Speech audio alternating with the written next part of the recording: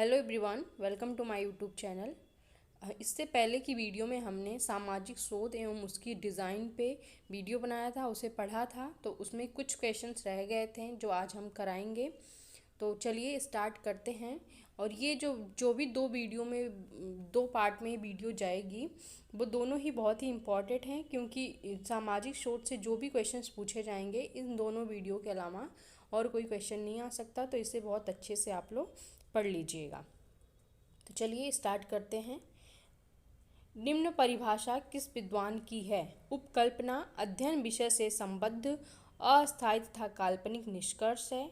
Option है George Caswell, Bogardus, pH मंत्र या फिर पीवी यंग।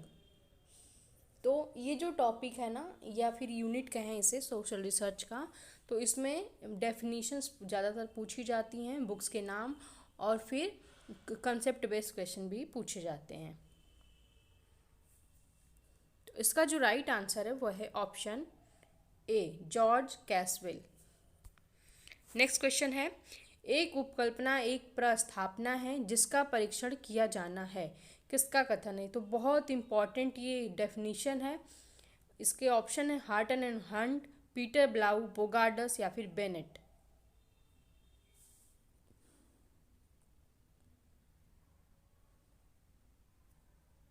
तो इसका जो राइट आंसर है वो है ऑप्शन सी।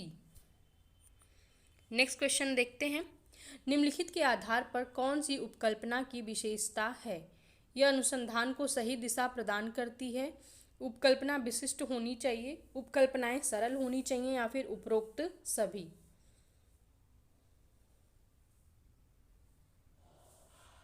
तो इसका जो राइट आंसर हो जाएगा वो है ऑप्शन डी। ये तीनों ही विशेषताएं किसी भी उपकल्पना की होनी चाहिए। नेक्स्ट क्वेश्चन देखते हैं। निम्नलिखित में से कौन सी उपकल्पना की सीमा है? उपकल्पना को ध्रुव सत्य नहीं मानना चाहिए, तथ्य संकलन में सीमितता, पक्षपात की भावना या उपरोक्त सभी। तो उपकल्पना जब हम बनाते हैं तो उसकी कुछ हानियां भी होती हैं, तो उसी से ये क्वेश्चन है, तो बताना है इसमें आपको राइट आंसर। इसका जो राइट आंसर है वो है ऑप्शन डी, उपरोक्त सभी। नेक्स्ट क्वेश्चन है, निम्नलिखित उपयोगिताओं में से कौन सी उपकल्पना की उपयोगिता है? अनुसंधान की दिशा निश्चित करना, अध्ययन में निश्चितता लाना, निष्कर्ष निकालने में उपयोगी या फिर उपरोक्त सभी। तो उपकल्पना क्यों बनाते हैं, उसकी उपयोगिता क्या होती है? तो इसका राइट आंसर है ऑप्शन डी, उपरोक्त सभी। चलिए नेक्स्ट क्वेश्चन की तरफ बढ़ते हैं। निम्न में से किस विद्वान का संबंध शोध संबंधित प्रश्न से है? सेल्टिस, जहोदा, एकोफ या फिर ये सभी। तो इसका राइट आंसर है ऑप्शन डी। नेक्स्ट है, यह उक्ति या कथन किसका है कि निर्णय कार्यान्वित करने की स्थिति आने के पूर्व ही निर्णय करने की प्रक्रिया को प्ररचना कहते हैं या फिर रिसर्च डिजाइन कहते हैं? सेल्टिस, जहोदा, एकोफ या फिर इनमें से कोई नहीं। तो इसका जो राइट आंसर हो जाएगा वो है ऑप्शन सी, एकोफ। नेक्स्ट है, निम्न में से कौन सी शोध प्रश्न की प्रमुख विशेषताएं हैं? यह लचीला होना चाहिए, यह उपयुक्त होना चाहिए, यह कार्यकुशल होना चाहिए या फिर उपरोक्त सभी।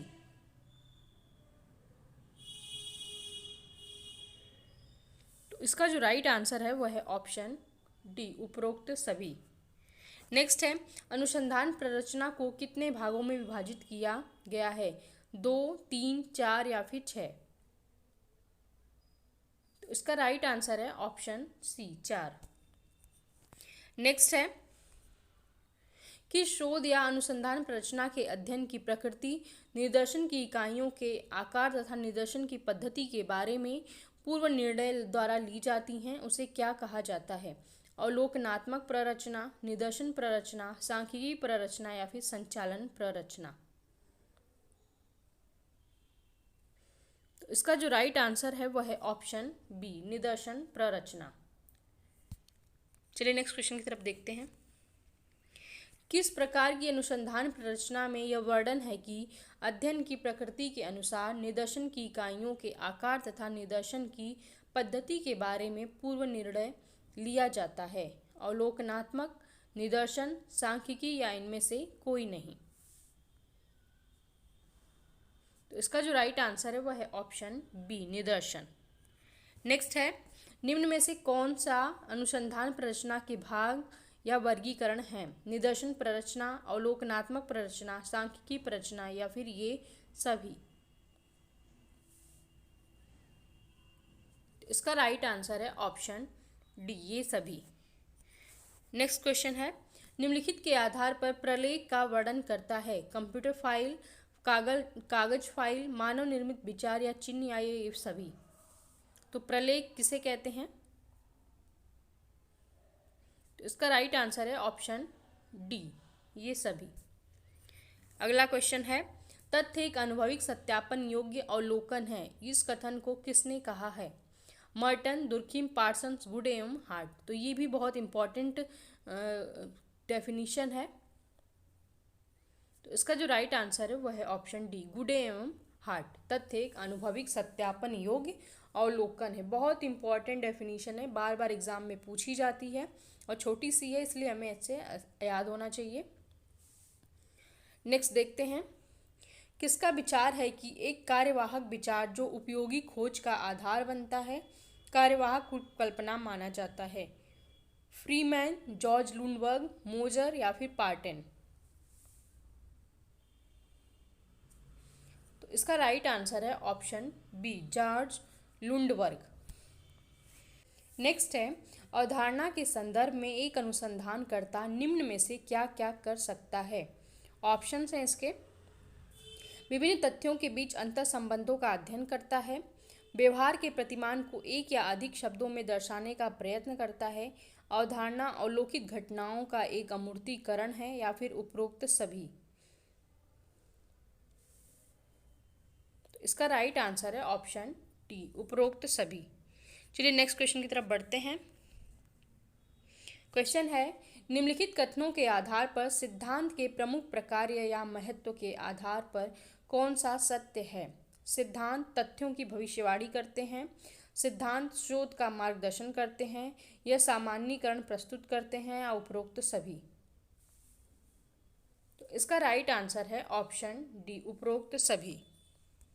नेक्स्ट है, किस विद्वान ने कहा है कि अवधारणाएं एक योजना के रूप में अंतर संबंधित हो जाती हैं जबकि एक सिद्धांत पनपना आरंभ होता है?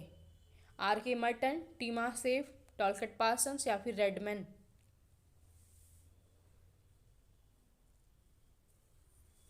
इसका जो राइट आंसर हो जाएगा वह है ऑप्शन ए। नेक्स्ट है, किस समाजशास्त्री ने कहा है कि शोध प्रारूप प्रश्न एक प्रकार की रूपरेखा है जिसे आपको शोध के वास्तविक क्रियान्वयन से पहले तैयार करना होता है? यह योजनाबद्ध रूप से तैयार प्रारूप होता है जो उस रीति को बताता है जिसमें आपने शोध की कार्य योजना तैयार की है। तो ये रिसर्च डिज़ाइन के बारे में बताया गया है। तो यह किसने कहा है बताना है आपको, सौमेंद्र पटनायक ने, गेराल्ड आर लास्की ने, विटनी ने या फिर बोगार्डस ने। तो यह कहा है सौमेंद्र पटनायक ने, ए ऑप्शन इसका राइट आंसर हो जाएगा। अगला क्वेश्चन है, शोध अभिकल्प की प्रमुख समस्या या समस्याएं हैं? व्यवहारिक शोध समस्या, वैज्ञानिक शोध समस्या, सैद्धांतिक व्यवस्था को विकसित करने की समस्या, या उपरोक्त सभी। इसका राइट आंसर है ऑप्शन डी, उपरोक्त सभी। चलिए नेक्स्ट क्वेश्चन देखते हैं। शोध अभिकल्प का प्रमुख उद्देश्य है शोध समस्या का उत्तर देना, शोध संबंधी विशेष विविधताओं को नियंत्रित करना, ए और बी दोनों, या उपरोक्त में से कोई नहीं। तो जब हम कोई रिसर्च डिज़ाइन बनाते हैं तो उसका क्या उद्देश्य होता है?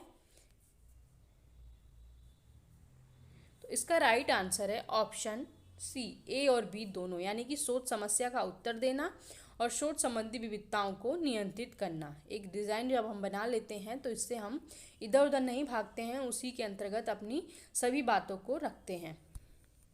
नेक्स्ट है, अनुसंधान के क्षेत्र में शोध विकल्प के द्वारा प्राप्त किया जा सकता है प्रामाणिकता, निश्चयात्मकता, यथार्थता, या फिर ये सभी।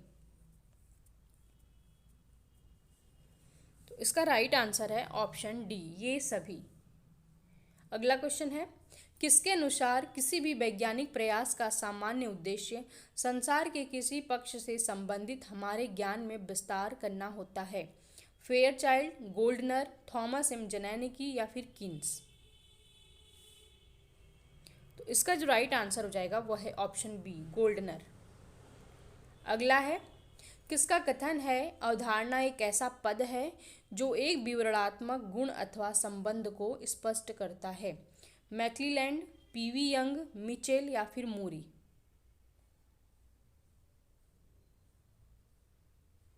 तो इसका राइट आंसर है ऑप्शन सी, मिचेल।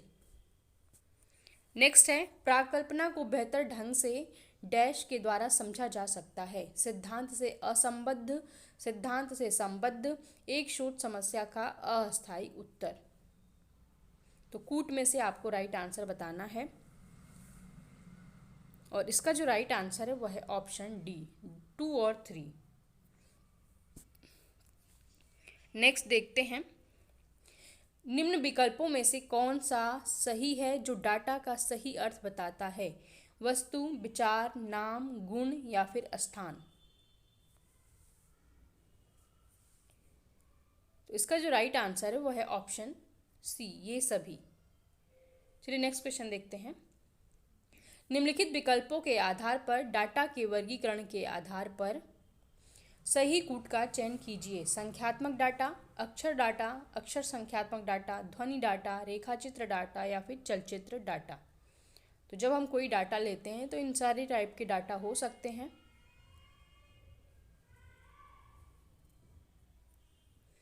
तो इसका जो राइट आंसर है वह है ऑप्शन डी, ये सभी। अगला है, सूची 1 को सूची 2 से सुमेलित करना है। तो आप लोग इसके जो कूट दिया गया वो नीचे है, तो आप लोग पहले क्वेश्चन पढ़ लीजिए अच्छे से वीडियो पॉज करके, इसके बाद हम लोग इसके राइट आंसर को जानेंगे।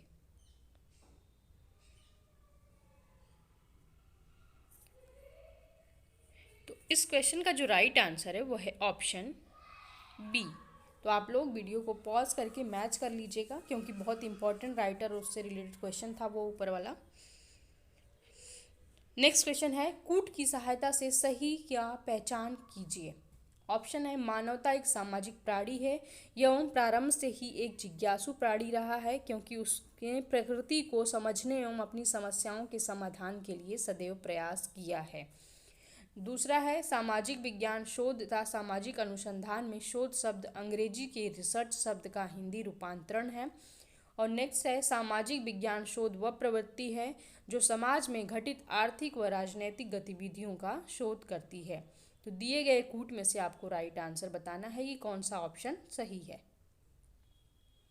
तो इसका जो राइट आंसर है वह है ऑप्शन सी, 1 और 2 दोनों। ये दोनों सही है, ये वाला गलत है। नेक्स्ट है, सही कथन की पहचान कीजिए। तो ये 3 ऑप्शन दिए गए हैं, इसमें से भी सही कूट में से आपको राइट आंसर बताना है।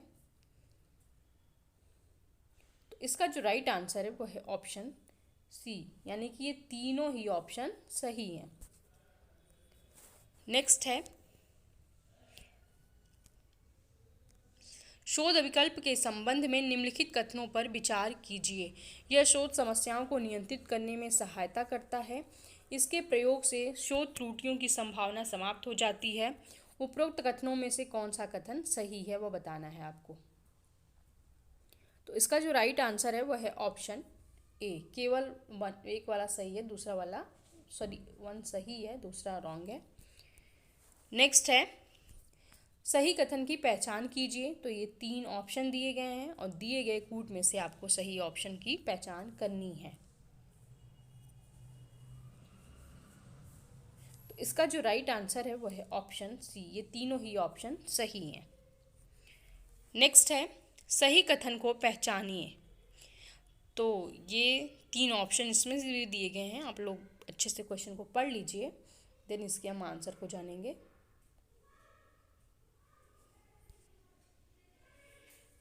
तो इसका जो राइट आंसर है वह है ऑप्शन बी, ये तीनों ही ऑप्शन सही हैं।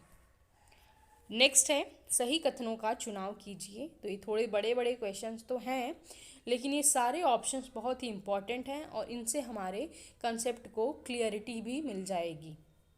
तो आप लोग इसे अच्छे से पढ़ें और फिर इसका आंसर करें। तो इसका जो राइट आंसर है वो है ऑप्शन बी। ये तीनों ही ऑप्शन सही हैं। नेक्स्ट है, और आज का ये लास्ट क्वेश्चन भी है, सही कथन की पहचान कीजिए।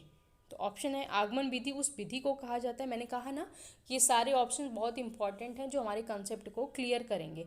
तो जैसे कि ये दिया गया है, आगमन विधि उस विधि को कहा जाता है जिसमें विशेष तथ्यों एवं घटनाओं के निरीक्षण और विश्लेषण द्वारा सामान्य नियमों एवं सिद्धांतों का निर्माण किया जाता है। शिक्षण की निगमन विधि उस विधि को कहते हैं जिसमें सामान्य से विशिष्ट तथा सामान्य नियम से विशिष्ट उदाहरण की ओर बढ़ा जाता है। अवधारणा की भांति तथ्य भी सामाजिक अनुसंधान या सामाजिक विज्ञान शोध के सफल तथ्यों पर भी निर्भर रहता है। तो कूट के माध्यम से आपको राइट आंसर बताना है। तो इसका जो राइट आंसर है वह है ऑप्शन डी। ये तीनों ही ऑप्शन सही हैं। तो दो में तो आगमन निगमन विधि के बारे में बताया गया है, तो ये दोनों विधि बहुत इंपॉर्टेंट है, इसके बारे में हमें अच्छे से आना चाहिए। और तीसरा है अवधारणा के बारे में, तो ये भी बहुत इंपॉर्टेंट टॉपिक है सोशल रिसर्च में। तो ये तीनों ही ऑप्शन बहुत इंपॉर्टेंट है। तो ओके फ्रेंड्स, आज का ये लास्ट क्वेश्चन था और यहीं पे हम सामाजिक सोच से जितने भी क्वेश्चन बन सकते थे संभावित, उसको हमने कंप्लीट कर लिया। तो मिलते हैं नेक्स्ट डे नए टॉपिक के साथ। तब तक के लिए धन्यवाद। अगर आपको वीडियो अच्छी लगी तो प्लीज़ इसे लाइक करिएगा, और अगर चैनल पे नए हैं तो चैनल को सब्सक्राइब कर लीजिए, जिससे आगे आने वाली ऐसी ही वीडियोस का नोटिफिकेशन आपको मिलता रहे। वीडियो देखने के लिए बहुत बहुत धन्यवाद।